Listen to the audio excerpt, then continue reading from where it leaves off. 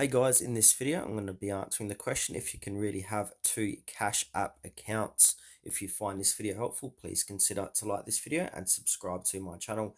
In saying that, let's just jump straight into the video.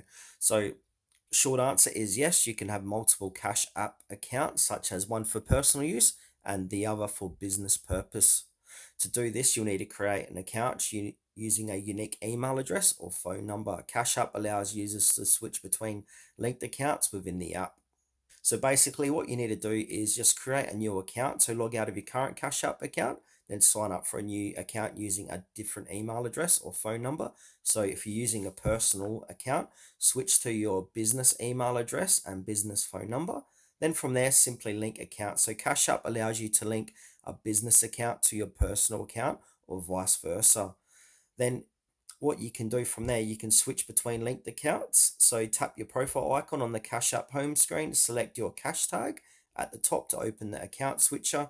Choose the account you wish to switch to.